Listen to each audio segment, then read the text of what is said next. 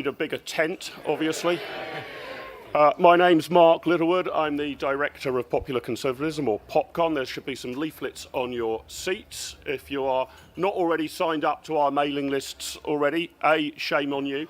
B, there are a couple of QR codes on the back, so just scan those to make sure that you either join our Conservative WhatsApp group or our regular newsletter. I'm going to start by introducing the panel, then the topic, in the order in which they're going to speak. And I'm going to ask each of our panellists to speak for no more than 5 minutes, which should be ample time to answer the extremely simple question on the board behind you. But if they haven't done so brilliantly within 20 minutes, I'm going to come over to you to help them solve the problem and the dilemma and work out the right's path back to power. So on my far right is Lord David Frost, Conservative peer, commentator. Hard right. My hard right, he corrects me, is Lord David Frost.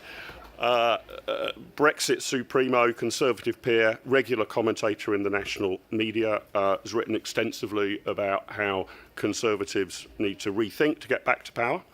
On my immediate right is Annabel Denham, the deputy comment editor of The Telegraph, who has suggested in one of her columns that it would be suicide for the Conservatives to make leadership elections a scheduled annual event, I think is a fair way of putting it. On my immediate left is the Right Honourable Wendy Morton MP, true blue Conservative and one of the survivors of July the 4th last year. And now Ian's going to complain now, because I've now got to say on my far left is Ian Dale, commentator, LBC broadcaster. And I'm going to ask them to speak in that order. Let me just set the scene, because we do have the best part of an hour to solve this problem. So with the combined brain power on the panel in this room, it would be disappointing if we haven't worked it out entirely by 3 o'clock. But I think it's fair to say that if 12 or 15 months ago, in the aftermath of the general election, you'd been told that by October 2025, Keir Starmer would only have 11% of the population approving of his role as Prime Minister. Labour would be at 20% in the opinion polls. The government would have a net approval rating of minus 60%.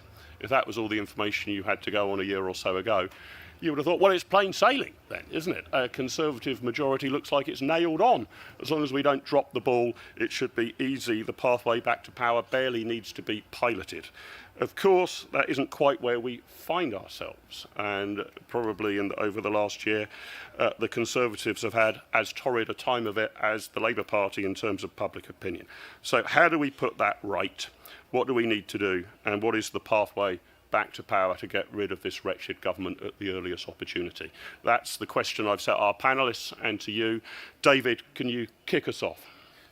Absolutely. Thank you very much, Mark. Thank you for asking me. I've only got 5 minutes, so I'm going to be quite forthright and clear. I think the mood at this conference so far is far too positive, and I think we have to be honest about the situation that we find ourselves in. 4 points. First, we've got to start acknowledging the terrible mess we're in. In 2019, we got 14 million votes. 2024, we got 6.8 million. About half of those went to Reform, another 2 to 3 million abstained, 1 to 2 million went to Labour. Now we've got about 4.5 million voters. We've lost 10 million voters since the 2019 election. In an electorate of 48 million, we've got 4.5 million people supporting us. This is an appalling situation for a mainstream party. Second, the torpor of the party over the last year has meant that the obvious strategy of trying to recreate a proper, strong Conservative party is now much more difficult, because there already is another one and it's doing better than we are in the polls. So it's very easy to understand why people might say, well, why bother? It already exists. Third point, We aren't showing we understand why things went wrong in 2019 to 24, so nobody really believes that we'll avoid the mistakes next time, and nobody is listening to us as a result. Fourth point, everything is getting worse, and it has done so consistently since November last year. We were on 25% of the vote then, we're on 16% of the vote now. And now, so no prescription for the party works unless we accept that the situation is extremely bad and we're on the edge of ceasing to exist as a mainstream party. So what do we do? Now, some people seem to think we should try for what I call a sort of German FDP strategy, a kind of niche party that's in favour of free markets and a bit of liberalism. The German FDP has just, I think, ceased to be in the Bundestag and is always on the margins of it. It isn't a viable strategy for us. We need to create a proper mainstream Conservative party, which means moving to the right on policy and trying to appeal to some extent to our left on grounds of competence, difficult though that's going to be, and to an extent on self-interest. Now, what does that mean? Just a few quick points. First of all, we have to not just apologise and set out a proper Conservative programme. We have to be clear about what the margins of the party are. What are the boundaries of being in the Conservative Party? What does conservatism mean? And if you don't like that, then you can't be in the party. That is the test for membership. And personally, I'd like to see some disavowals of those at high level in the party who took us down the mistaken path of the last few years. Second, set out a Conservative programme. I won't go into detail now, I've written lots about this, but nationhood, rebuilding the institutions of the country, getting control of the borders, market reform, getting the size of the state down. Third, communication. We've really got to explain what we're doing much better than we are.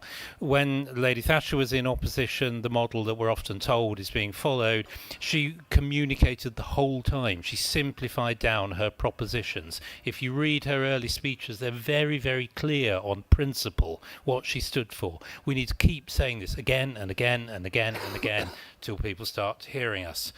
Fourth, finally, I know this may be unpopular here, but I think we need to stop rubbishing reform, or at least stop rubbishing people who vote for reform. We too often behave, we look to the country like we've got some sort of right to vote on the right. We look entitled, like, you know, we this is our role, and somehow these people have come along and taken it from us, and isn't it unfair and isn't it unjust? People in reform, largely people who vote for reform, are Conservatives. They're on the right. Many of us know them. We all know this. If we want to rebuild the right, we aren't going to do it by rubbishing them and telling ourselves they're stupid for having gone across. We need to rebuild and reach out. Now, I'm not convinced any of these things are actually going to be done, I'm afraid, which is a reason why I'm rather negative. But I think we have to be honest. We have to be clear, however difficult the decisions are. If there's only one way out of the mess, you have to take those decisions, and the sooner we do, the better. Thanks.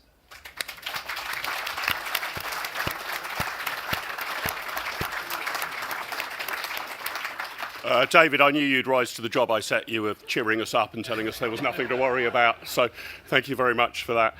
Annabelle, what's your analysis and your prescription? Well, obviously we're meeting at a time of extreme political volatility, not just for the British right, but for British politics in general. And it's one that could prompt years of us having a multi-party system where there are around 5 parties vying for our votes, and none of the old assumptions really hold anymore. And so to that end, I fear that trying to predict what might happen in the future, or what the future of the right might be, is a fool's errand. Nevertheless, I'd just make a few points. The first is that I think the Tories need to keep a cool head. While reform is certainly shaking up the political landscape, they've got an enormous amount of work to do in order to professionalise and prepare for potentially being in power at some stage. And I'm yet to be convinced that they will have any more joy in taking on the blob, the activist lawyers and the judges and the civil servants than the Conservative Party did. I think that their economic agenda at the moment is pretty incoherent. They seem to want more NHS spending. They've advocated lifting the two-child benefit cap and part nationalising our water industry at the same time as promising that there will be tax cuts, and they want to go for growth. That said, I very much echo David's remarks that the Tories cannot complain that they left a void, and that was filled by Reform, Nigel Farage and the Reform Party. For years they talked right, but they governed left. They abandoned their core principles in virtually every conceivable area, from the size of the state to personal responsibility and individual freedom. And the British public ultimately told successive Conservative governments that they wanted freebies and bailouts and lockdowns, and the Tories just gave in, just as they gave in to the progressives who said that we ought to throw open our borders and take a much more relaxed view of illegal migration. But we are where we are. I just wanted to touch on the likelihood, I think, at the moment in 2025 of a Tory reform pact, because we hear a lot about this at the moment. I'm deeply sceptical. Reform is polling at around 34%, and with every passing day, it feels as though they gather more momentum. So why would they agree to a pact when they think that they can win without one? What does the Tory party offer them that they don't feel they can simply take by force? And there's also the small matter that Farage's strategic aim is to destroy the Conservative Party so that Reform can become the hegemonic right-wing party. So why would they hinder that? The only way that they might do is if the Tories get back to something like 25% or above in the polls, but even then at this stage, I would bet against it. Now, you might argue that were the Tories to change leader, that could materially change matters, but I doubt it very much. More on which later. The voters who've abandoned the Tories for reform are incredibly bitter about the Boris wave. They don't trust the party and indicate that they're not interested in returning. So many Tory MPs may find that they have an important decision to make next summer. Do they stick within the party and commit to a long slog of remaking and redefining it? Or do they think that if they want office, they are better off jumping ship and joining Reform? There's also the question of whether Reform would take them, because Farage will need to be careful about taking on board too many switchers. As Mark said in his intro, I have previously suggested that now is not the time for regicide, and I still stick by it. It's true, as David pointed out, that over the last year or so, the Tories' polling has dropped from around 25% to 16%, but we don't know the counterfactual. A lot of this is because Nigel Farage has absorbed so much of the political oxygen. We don't know that any other leader would have had any more joy. I think it's easy to forget the truly lamentable situation that Kemi inherited when she became leader of the opposition last November. The party was shell-shocked and wounded and deeply disunited. And I'm not sure that there is currently a potential candidate who isn't closely associated in people's minds with the 14 years of Tory disappointment. And in any case, were the party to try and do this after perhaps the locals in May, that is a very long time for Kemi Badenoch's replacement to hang on. Despite Nigel Farage's insistence, I'm doubtful that there will be a general election before 2029. So no, I don't think that the path back to power involves another leadership election, at least not now. In terms of what I think they ought to do, they need to rebuild the grassroots party. They need a rhetoric that is actually conservative and about continuity and stability and security and actually getting things to work. And I would just finally raise the question, because we do talk so much about the future of the right, but what of the future of the left? Because they will be divided for the foreseeable as well. So as I said at the start, I think we're in for a period of very disorderly politics, as in 1916 to 1931.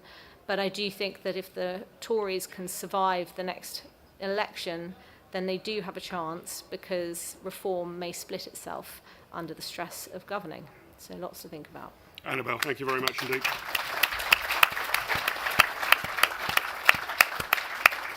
I think lots of people are saying we now live in a multi-party system, but a Tory MP who will remain anonymous, when I was talking to him about we now live in a multi-party system, said no, we don't really, Mark, it's still a two-party system. The problem is the two parties are Reform and the Liberal Democrats. I don't think it's quite there yet. We may be going through a realignment. Wendy, what's your take on it? You're the only elected member of the panel, so you know what it's like for the other parties to be breathing down your neck. You survived, but what's our route back? We need 3 times as many people like you if we're going to form a credible government in the future. Absolutely, and thank you, Mark. And it's good to be here again. And I sat on the panel last year, and I was reflecting on what we were talking about last year, and here we are again. There is no doubt in my mind that, look, I am one of the lucky ones. I feel like an endangered species in the West Midlands. I'm the only one left in the Black Country. I got across the line, but too many didn't. We've lost talent, we've lost expertise, I've lost a lot of friends. It was a brutal election, but we have to remember that we are the oldest political party in history. And to survive this long, that means we have to rebuild, we have to re-engage. It doesn't just happen, but we have to keep working at it. But for me, there is a piece about policy, but there's also a massive piece of work around rebuilding trust with the electorate. We had a by-election in my constituency a few weeks ago. We rather hoped that we would be able to hold it, and we didn't. It was another brutal night for us locally, and we worked our socks off. The reason I share this with you is that I know there have been some successes locally in by-elections across the country. I was at a very upbeat LGA event the other evening. But, you know, it is demoralising when you lose a by-election. But the one message that I took from this is that the anger on the doorsteps that I used to feel when I was a candidate in the North East a number of years ago has gone, but people still do not trust us. We had lots of conversations with people. We looked them in the whites of their eyes, and we still couldn't get it across the line. So, re-engaging, rebuilding from the grassroots upwards. And for me, it is going to be about doing the hard yards. And I don't mind if this conference has got a positive edge to it, because I want every Conservative member and activist to go out there and remember that we are a Conservative party, and we need to go out there and rebuild and regain trust with a path back to power. Whether we get the answer of what that path back to power is today, Mark, I'm not quite sure. But we have to remain positive that we will find it, no matter how big that task is. Because I think, for me, I reflect on why I got back when I joined the Conservative Party. We should all remember why we joined the Conservative Party. Why do we go out and do what we do? Why are we spending 3 days in Manchester here today? It may be because you're listening to a great panel of people, there are some great speeches, it may be the wine, it may be the fringe events, a whole host of reasons. Mainly the wine. Mainly the wine. Although I don't think there's as much of it at this conference. There you go. Tough times. Tough times. There's a lot of it's wine. Cost of living crisis.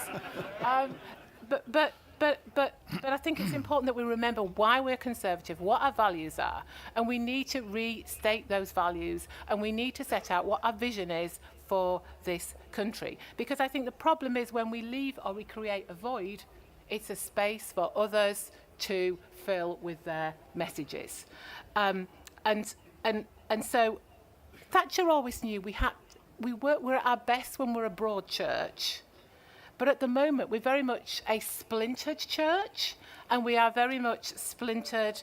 I don't think we fully understand where we sit. But we will not. We have to reunite the right. Otherwise, we just create a gift to the left. And we've spoken today about the polls. Who can imagine where Labour are at the moment? They're languishing in the polls, and we are not gaining from it. So let's not give them any more gifts. And what we see is the weak leadership. We see an ineffectual government. They are hell-bent on their own ideology and unpicking what we did in government. So we must not remain in that position as being a gift to the left. We cannot leave that void for them to fill. Now, I hope that we've had some announcements in the last few days. I hope that is all part of our rebuilding and our moving forward. But nothing for me replaces that need to communicate and to engage with people. And I think that's where, as members of Parliament, we have to remember who we are and what we're there to do. Represent. I'm a member of the Conservative Party, but I'm there to represent my constituency. And if that means I have to spend day after day on those green benches asking questions of Labour and standing up to defend my values as a Conservative and what matters to my constituency, well, that's where I'm going to be. So let's not give up hope, but let's just know that we've got quite a journey ahead of us, but we can only do it when we work together.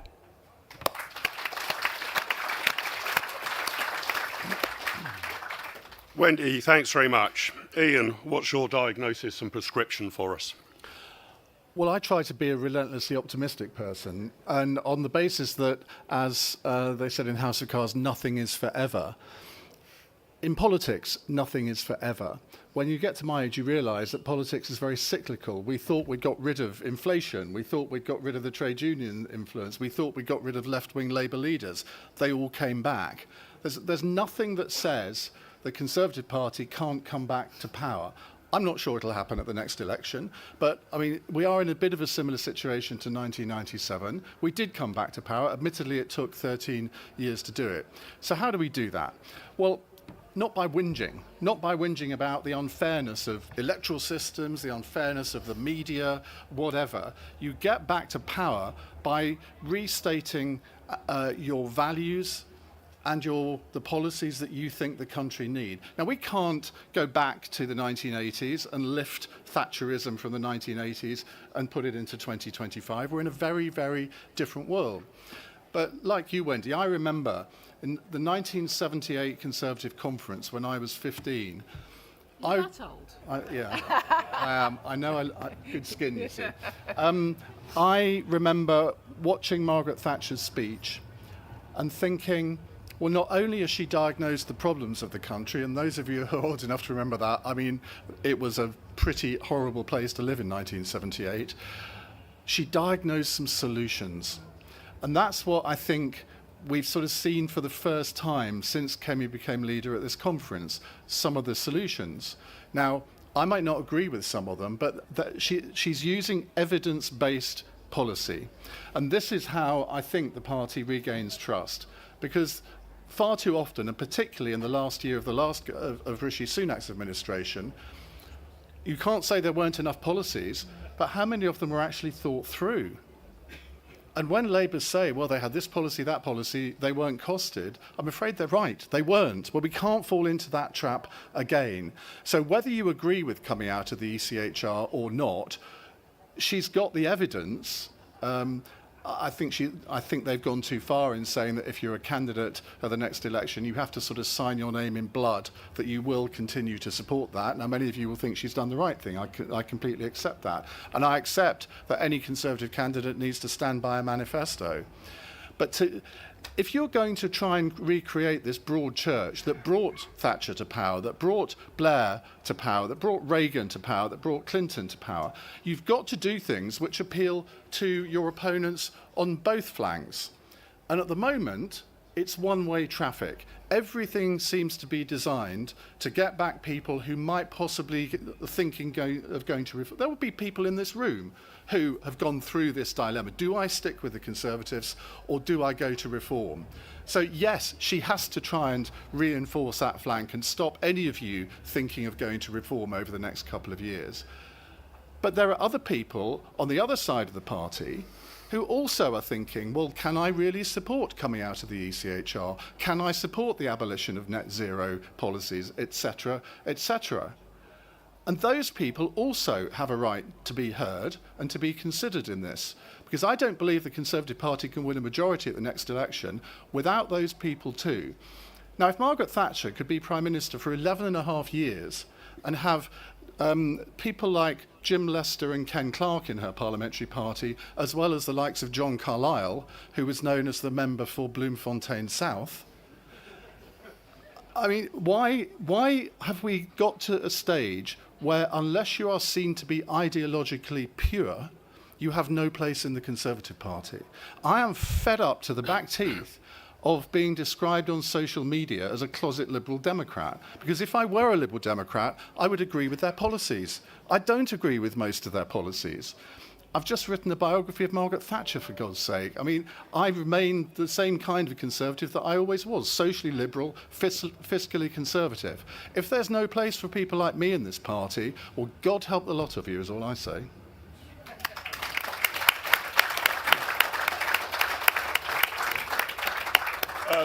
I'm, on the basis of the comments they've made, I'm going to ask each of our panellists one follow-up question each. But then I'm going to come to the floor. We've got two microphones, I think, one with Chris over there, one with Ted over there. So percolate a question in your mind, and I'll probably take them in batches of 3 and then come back to the panel. So be prepared to stick your hand up in the air, and I'll take questions from you.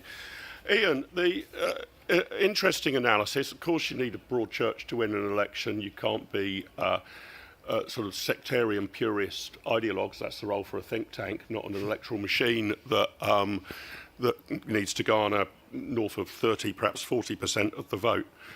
But where are your limits on that? And do you think a difference between now and the 80s is, if you like, the defining issues and matters for the British electorate they want a very clear line on? Immigration, for example. Yeah, you can have grades of different thoughts about immigration policy, but you can't have a mainstream party being, on the one hand, very liberal on immigration and very strict on immigration. There needs to be a line on the top issues of the day. And I think probably what held the wets and the dries together back in the 70s and 80s, there was a general view that we needed substantial economic and market reform. You could argue about how far you went along that spectrum, but there weren't any Conservatives saying, yeah, actually, I think we need to nationalise more industries, for example. That wouldn't have been part of the broad church. I'm sure there were one or two. There may have been one or two, but they would have been hounded out, ultimately. So how do you create a broad church while still giving the electorate some fairly binary signals on the top issues of the day? Well, I mean, immigration is an interesting one because it's clearly the number one or number two political issue that the electorate are concerned about at the moment. I mean, Nigel Farage has been very successful in selling that. And of course, with the track record of the last government, it's quite difficult for Kemi Badenoch, who was a member of the last government, as was obviously Robert Jenrick as immigration minister.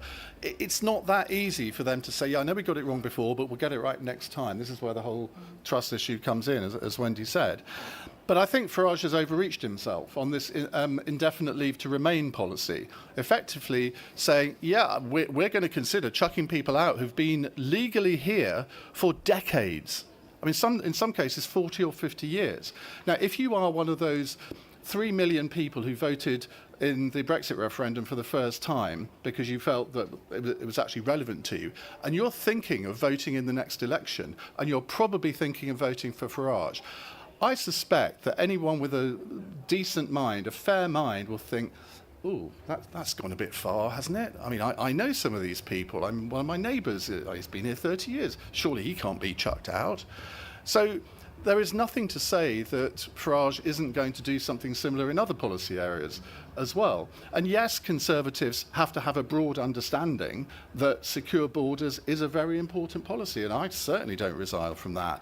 What I resile from, though, is the language that some of our leading politicians are using about immigration. They're trying to ape the language that For Reform are using.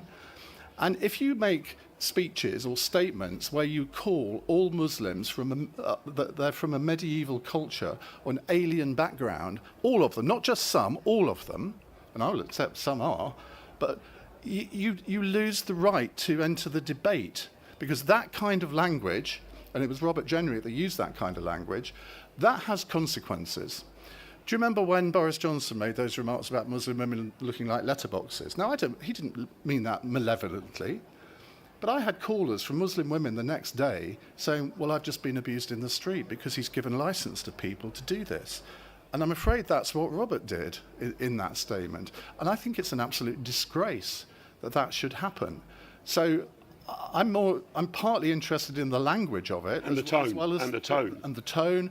You can be in favour of, you can have very strong immigration policies, and I support strong immigration policies, but don't make immigrants who come to this country perfectly legally. I was talking to somebody last night from the Middle East who's here perfectly, he came here to study, wants to stay, wants to apply for British citizenship, but he says, I've got to prepare a plan C or plan D now, because if Farage gets in, I know I won't be welcome here. Well, we can't be part of that as a Conservative Party. Okay. Wendy, I wanted to pick your brains a bit on when do you think the Conservative Party gets a hearing again? You're sort of suggesting people don't want to listen to us at the moment.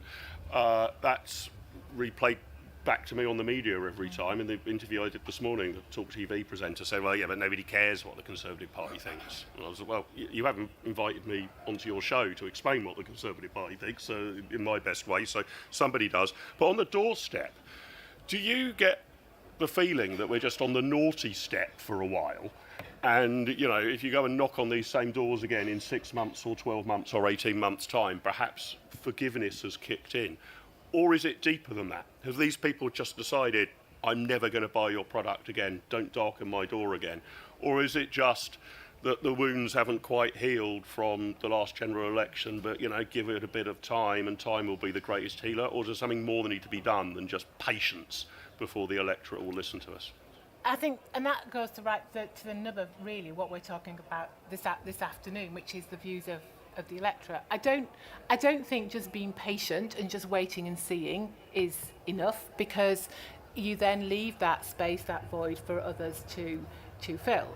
I think people were really, really cheesed off with us at the last election because they felt, and I had it said to me many, many times, and you probably did in this room, you know, you lot in Westminster, you were all falling out amongst each other.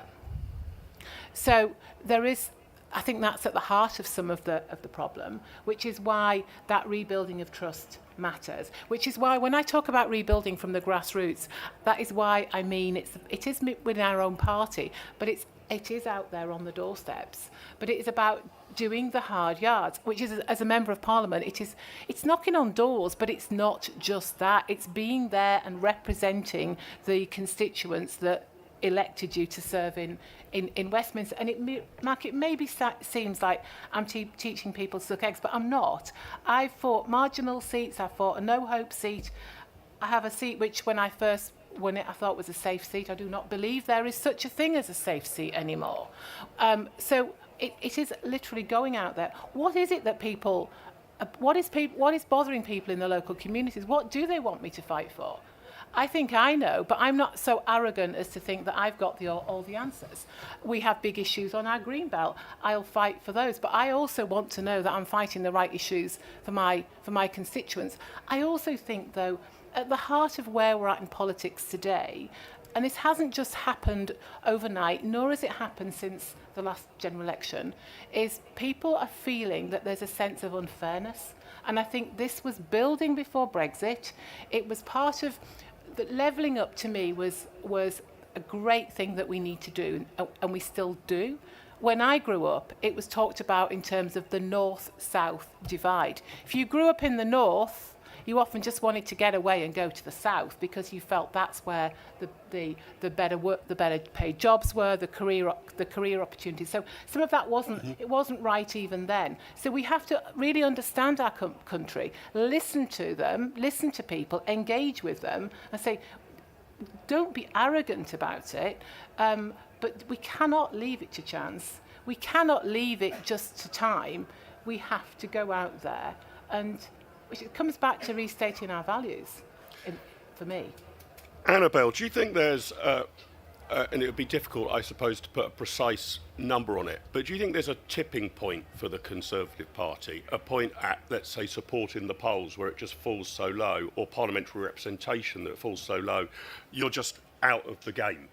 I mean, I'm trying to wonder whether the leader of the Liberal Party in 1945 might have been thinking, well, we're not going to win many seats, but you wait until the electorate get a taste of Clem Attlee's socialism, we'll be right back at them. But of course, the Liberal Party only won 9 seats or something, and you're just holed below the waterline at this point. Now, I've sort of heard this idea that some Conservative presence might cling on, the Reform government, if there were to be one, might implode. But the route back, if the Conservatives fall any lower in public and therefore parliamentary support, at some point just renders you into a fringe party where you can't just incrementally build back. Would you agree? And if you do agree, do you think we're close to that tipping point? Well, you can call me a naive optimist, Mark, but I think that the Tories have almost sunk as low as they're going to now at 16%, and that's because of the voters. Now, Lady Thatcher, of course, said the facts of life are conservative. It may not necessarily feel that way in 2025 Britain, but nevertheless, I think there is a decently sized voting bloc out there who do believe in a smaller state, in lower taxes, in the government being less involved and meddling less in our lives, who would like to see the Tories abandon the net zero project, who would like us to have better control of our borders, who probably believe that we need to have some kind of 1930 style rearmament, a much better focus on defence in this country, that we must tackle welfare, all of these sorts of issues. And the voters are out there. Now, they're out there and possibly, they're beyond the 15% that the Tories are at the moment in the polls. They just don't feel as though they've had representation over the last 14 years or so. So my hope and my expectation is that things won't fall much further. This is the floor, you think? I thought 24% of the vote last July was the floor, but you think now we really have hit the floor, yeah?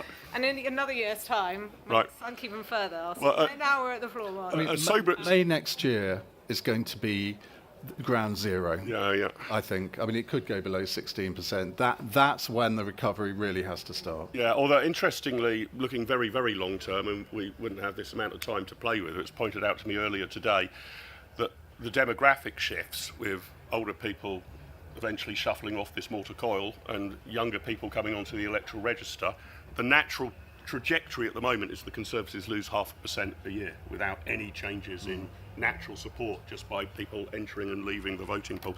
David, the point I wanted to put to you was this detailed policy strategy, which seems to be that the pitch from Kemi and the party is in this political circus full of clowns everywhere. We're the only serious people. We're the only people you can be trusted to be ringmaster. Here is our 200-page peer-reviewed report on ECHR withdrawal and what we need to do about the Refugee Convention. There you go, serious, non-sloganeering stuff. I mean, James cleverly said just the other week, we're not chasing headlines. I mean, I kind of wish the party was, actually, but is that the right approach? Or is there a danger that after a year of looking into ECHR and immigration, and not quite sure where we've got to on climate change and carbon net zero, we do a lot of sort of think tank research, which kind of then reaches the conclusion that it turns out Nigel Farage was right all along? I mean, I think that is the risk, yes, to some extent. I think the real problem is that it's just too slow. And what the right starting point would be to set out relatively quickly a set of principles for conservatism. I think actually you could get agreement on that pretty quickly. We all know what the core elements of conservatism are. Okay, so what does that mean in this current situation? What are the things we need to do? How are they implemented in real life today? That's really the question. The trouble is, the way we've approached it is we spend the best part of 6 months on one issue on the ECHR, and it's got us to a point, an answer which I think we all knew was kind of coming anyway. The Wolfson report is a good report, but it doesn't set out a plan for what should now happen next, and that still has to be worked up. Well, if you multiply that by the 20 or so major issues that we're dealing with, we're just going to kind of run out of time. It's obviously true that you don't need to set out absolutely detailed policy for the election in 3 years' time, but you do need to communicate a sense of where you're coming from. What is kind of driving you as a politician? What are your principles? What is your view of what this country should be like? How big should the state really be? Who has the right to stay in this country or not? How do you want to run the civil service? What about the NHS? What about net zero? What are the things that are driving you to policy conclusions? And I think that's what's not what's coming through at the moment, and I think that's probably a big part of the kind of trust problem, to be honest. Can I just say something on that? Very quickly, Ian, yeah. Because I think that as a Conservative Party, we have to restate Conservative values. We can't just assume that people know that the Conservative Party is for free markets. I mean, there's a whole generation of people who've grown up, who are either teenagers now or in their 20s, who believe that the Conservative Party is fundamentally evil. I did a podcast the other day on my Thatcher book, 2 17-year-old hosts. I said, well, what did you think of Thatcher before we spent the last hour talking about her? Well, we were taught in school that she was evil. Now, if you restating the case for capitalism and free markets, I think is at the core of this. Sort of the whole freedom argument. And we don't, David's absolutely right, we don't have to have a sort of myriad of complicated policies. I mean, the policy today about abolishing business rates for small business, high street, in the high streets, I think is a great one because people can relate to that. Why don't they just have a simple policy which won't cost any money, and saying, right, the tax code is 20,000 pages long at the moment, the highest in history. Let's cut it back to whatever it was in 1997, which is probably about 5,000. Again, people think, oh, now that's a good idea. Who can possibly disagree with that? So there's some easy wins along the way if we play it right. Okay, let me come over to the audience. I'll start on this side of the room. So, Chris, can I take these two gentlemen at the front, then the gentleman in the second row, then I'll come over to the other side. Just to remind you of my rules of conduct, you need to introduce yourself, you can make a comment, you can give a speech if you like, but a speech must be no more than 1 sentence in length. And whatever you say must end in a question mark. Richard. Patient.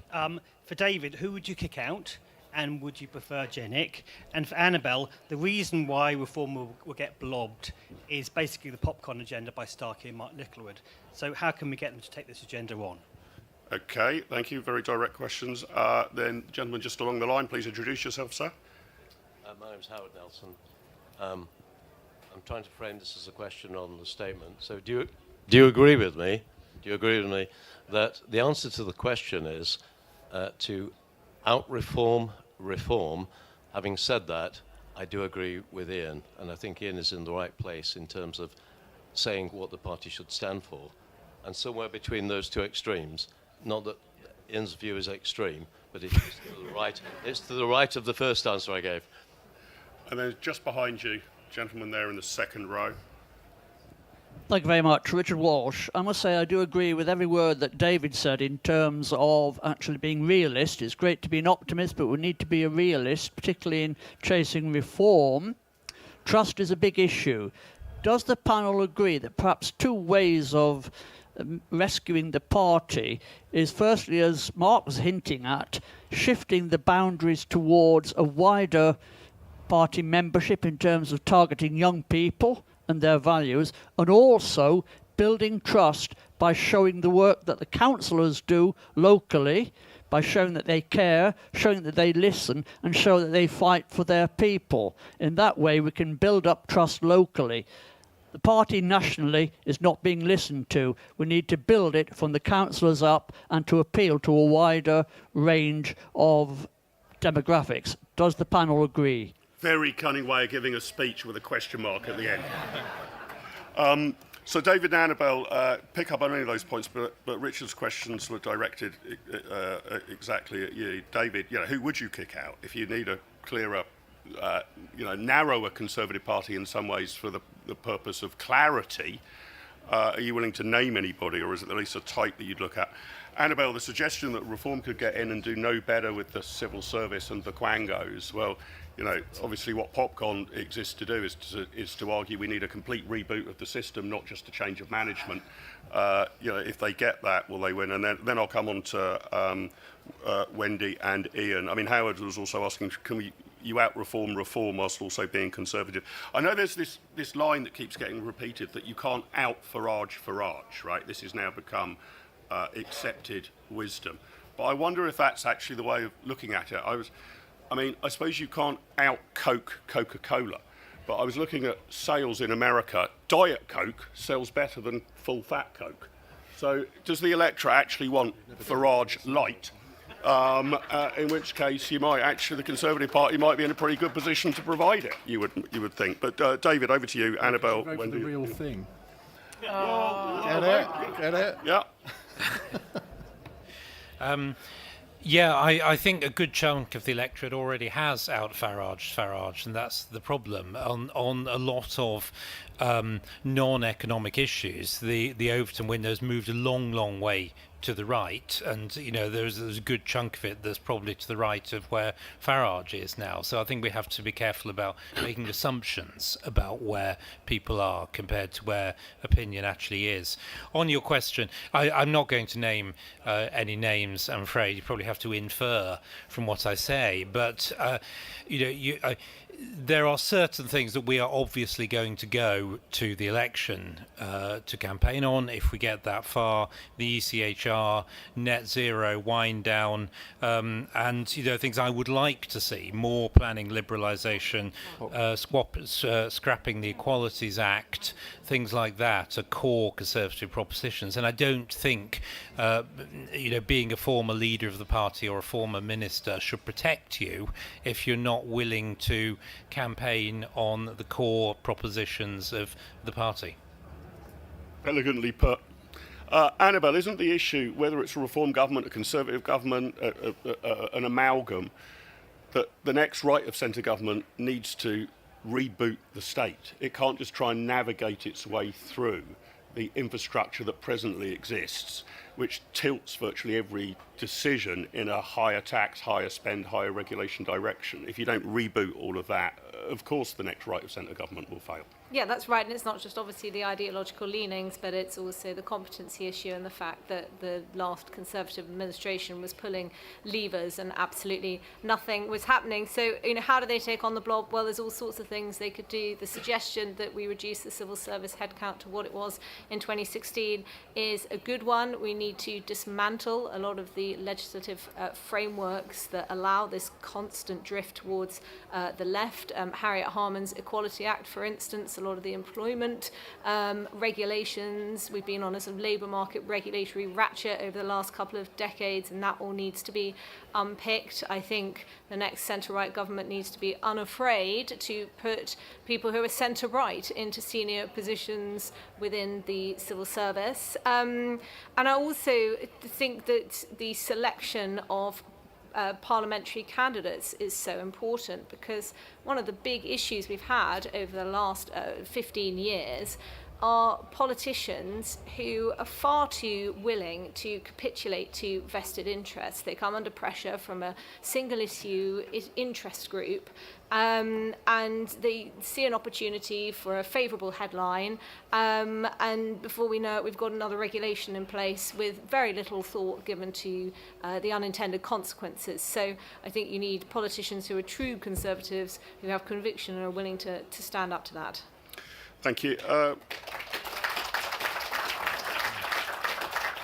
Wendy, we heard the suggestion we could rebuild from the sort of grassroots up. You were touching on this in your remarks as well.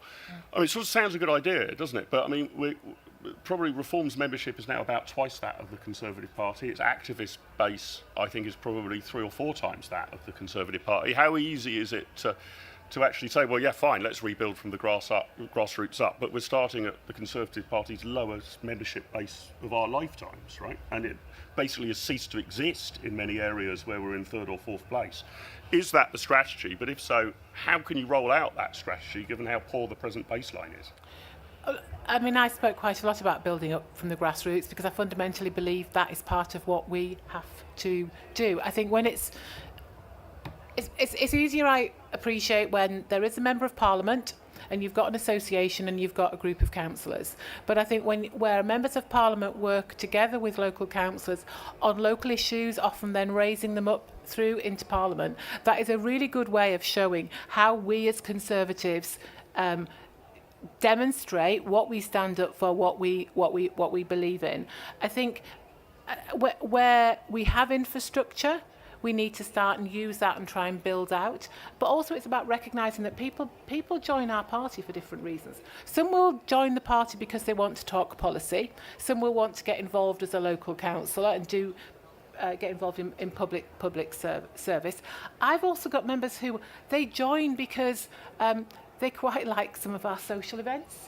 And I can see people nodding. So we have to capitalise on all of that. And even if it is a small event, use that to build from. We will try in my constituency to reach out to friends in other constituencies where they no longer have a member of parliament, because I think that's important. It's about keeping the faith and again rebuilding what that core base that we have left. It takes time. Some of it is hard work, but I think that's a really important part. And don't ever forget the councillor base that we have, because they are the ones that are often out there at the coal face. I can see Richard nodding there. Are you a councillor? Well, you say only a parish councillor, but parish councillors have a role to play as well. Having once served as a chair of my local parish council, you know, everybody in the village knows who you are, and my goodness, they will all come and tell you about every local issue, and they'll come and knock on your door and tell you as well. So thank you for what you do. Ian, what of this out Farage thing? I mean, and it seems to me it might apply in some areas but not in others. Matthew Saeed, you may have heard him on the main stage yesterday, the very impressive journalist, also has the distinction, I think, of being the only person who's defected to the Conservative Party in the last year. But he made the point of saying, I don't think that Farage is a racist, but I do think he's a socialist on economic policy. I teased Lee Anderson on an online event that I had with him by saying, look, you know, Lee, I like you a lot, and I like Nigel Farage a lot. It's just on economics, I think you're a couple of dangerous pinko leftists. It seems to me there might be some things we need to out Farage on, but not others. But is that the right way of looking at the electoral dilemma of people who've gone from Conservative to Reform? No, I think it absolutely is. And I think Farage is starting to give us a lot of opportunities, particularly on economic policy, because they've come out with things that they haven't costed, which would cost tens of billions of pounds. And in the end, that is a major selling point, or has up until the last few years been a major selling point for the Conservative Party. They may think we're bastards, but they know that we can look after public money quite well. So you've got to get over the record of the last government on that. But in terms of out Farage, you will be holding a similar event to this over the next 3 years at this conference. I will guarantee you that in 2027, the main theme, what happens after the election? Should the Conservative Party go into a pact with Reform, and should they announce it before the election? It will dominate our politics for probably 18 months up to the election. And Kemi Badenoch, and I hope she is still leading the party at that point, has got a really difficult decision to make. Because if she gives any hint of going in with Reform, again, people say, well, I might as well vote for the real thing then. But after the election, it's a very simple choice. Do Conservatives want another 5 years of Keir Starmer, or do they want a right-wing government? Now, I know my answer to that, But it's a very difficult one because, I mean, David mentioned the FDP in Germany, who've been in successive coalitions. We all know what happened to the Liberal Democrats in 2015. Smaller parties in coalitions get wiped out at the following election. So it might not be, the next election might not be the extinction event for the Conservatives. It could be the one after that. Well, at least you bought us some time, Ian, right? We take gentleman over there, and then these two on the front row. That will be it, I'm afraid. So the gentleman standing up there, there's two on the front row here. So again, introduce yourself, keep it snappy. We've only got a few minutes. Yeah, my name's Richard Hunt from Southampton. Great. I just wanted to... It seems to me that we've kind of forgotten something here, that it's not just us that's suffering from reform. From what I can see, they're running riot in Labour areas as well. So it seems to be a bigger thing than just we don't like the Conservatives anymore. It's we don't like the two main parties, the establishment. And in the Maisie elections, I think Labour lost exactly percentage-wise same number of seats as we did. So it was quite a coordinated effort. That's not to say that I'm copying out, because we do need to do all the things that we talk about. Okay. So is Reform just an anti-establishment party, not an alternative Conservative one? And here, Michael, introduce yourself.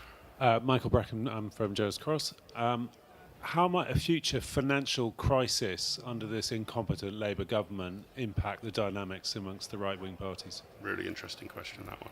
And Ben. And mine's a very trivial one, but it seems to me that it all starts with leaders. Nigel Farage is by far and away the outstanding political leader of his generation. He knocks the other two into a cocked hat in the same way that Tony Blair was and Margaret Thatcher was. The terrible truth is that the Conservative Party is on its 10th leader since Margaret Thatcher, of varying degrees of mediocrity and awfulness, and that is one reason why the party is in the mess that it is.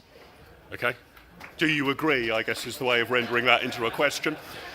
Ian and Wendy, I know you might have to dash, so I'm going to go to Ian and Wendy to answer the questions, and if you need to skip out of the side door to make your next events, please do. Ian, I'll start with you, then Wendy on. So Rich said Reform's just sort of it's mopping up Labour vote, it's mopping up the dissolution, it's a protest vote, is that... Well, it is. There's always been a protest vote. It used to go to the Liberal Democrats. It's now going to Reform. A lot of the left-wing protest vote could actually go to the Greens. I mean, whatever you think of Zach Polanski, I think he's put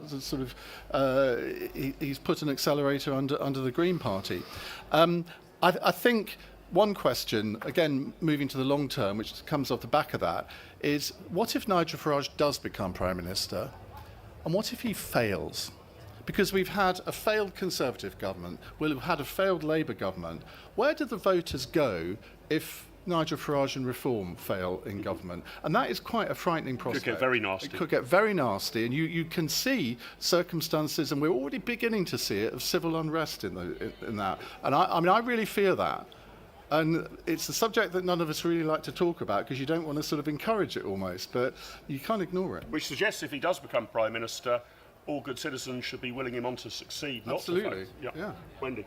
In terms of reform and their impacts on Labour, at times it does feel like their message is, we're not the establishment, we're different. I've had it thrown at me on panels, but I think the truth is Labour are very, very weak. The public have very, very quickly become disillusioned with Labour.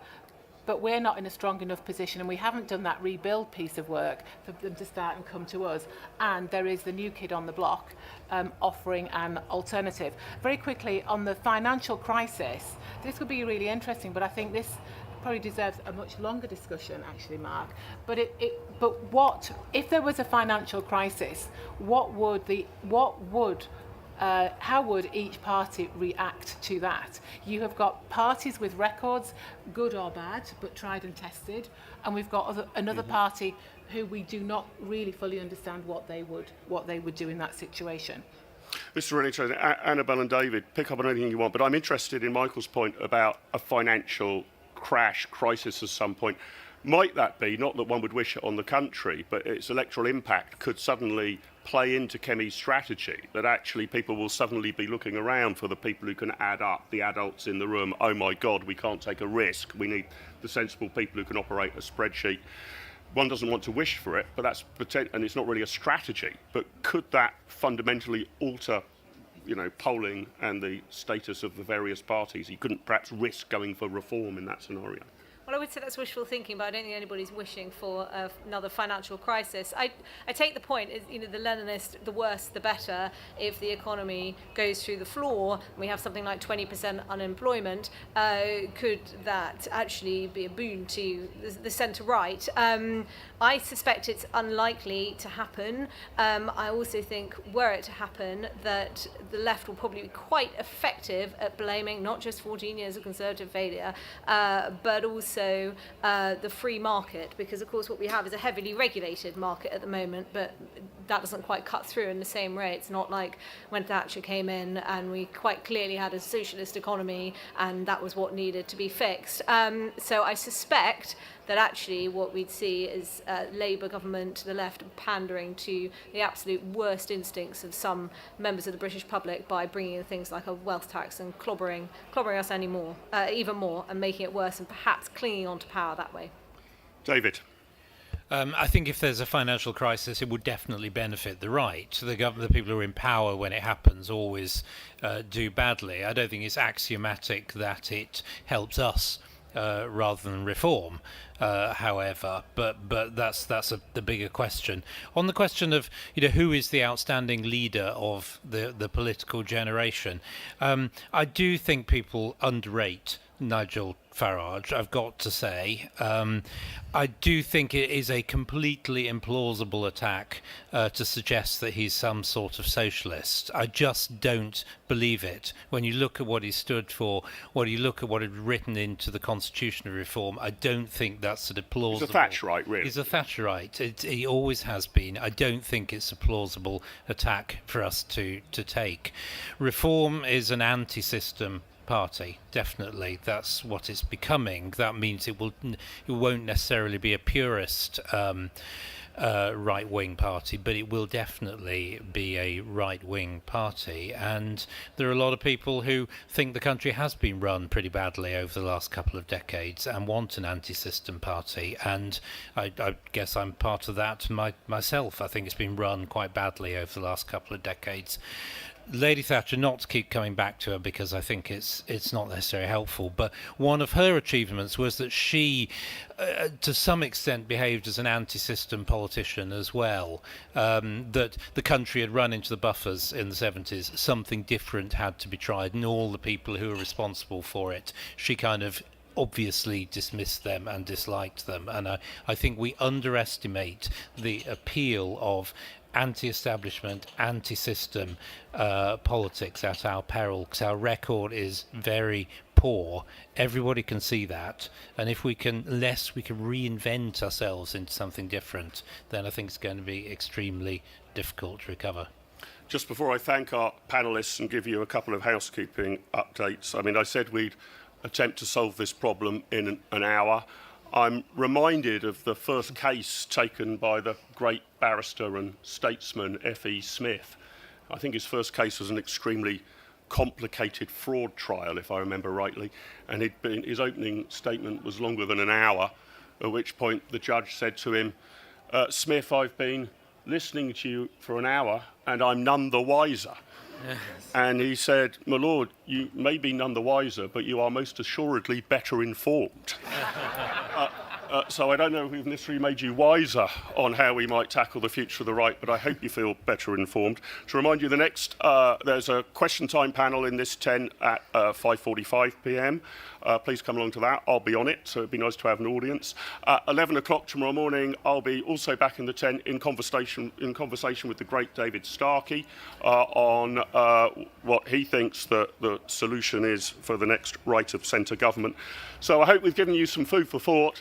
I hope we've lifted your spirits at least a little. Thanks so much for packing out this event, and please join me in thanking our 4 superb panellists. Thank you all.